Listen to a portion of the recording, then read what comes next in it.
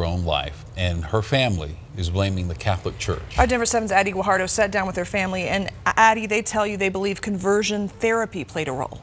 Yes, the mother says her daughter first opened up to a priest at her church when she was just 14 years old. She says the priest began counseling her informally and without her consent. The family says it wasn't until her daughter was 21 years old that she told him she was a lesbian. But by that time, she says the damage was done. However, the church denies any conversion therapy was done. That's her baby photo. A snapshot of Alana Chen. She's so funny. And talented. She was really good at everything. At singing, playing the guitar, playing the piano, theater. An artist. And she painted this picture of us. And a devoted Catholic. At a young age, at 13, she became really in love with God and Jesus and the religion. She wanted to become a nun. So when Alana began to question her sexuality, her mother Joyce says she turned to her priest at St. Thomas Aquinas Catholic Church. It marked the beginning of years of formal and informal counseling. It was conversion therapy because it was rules and regulations. It was mental, spiritual abuse. I think it was shaming and degrading her. She felt like she was letting down Jesus. Conversion therapy is the practice of trying to change a person's sexual orientation through spiritual or psychological intervention, a practice banned on minors in Colorado this year.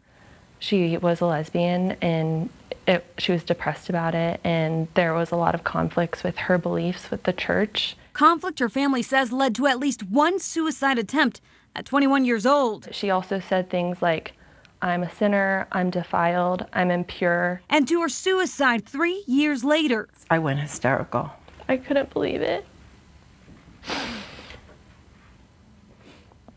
It just didn't feel real. Her body was found Monday near Gross Reservoir in Nederland. Alana's mother blames Catholic Church leaders for her daughter's death. One of the things she wrote was, I have a compelling story to tell, no one will listen. A story of pain and struggles with sexual identity and religion her family is now sharing. No one else should have to feel that way, and no one else should have to take their life because they're scared and they're ashamed and they don't feel like they can be who they are.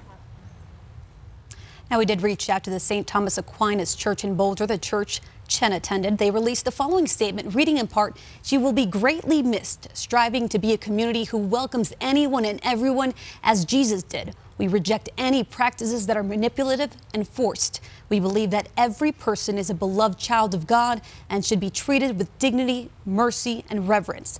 Now, this is an incredibly tragic story, and obviously we can never really know why Chen made this final decision. Shannon? Addie, thank you. What a very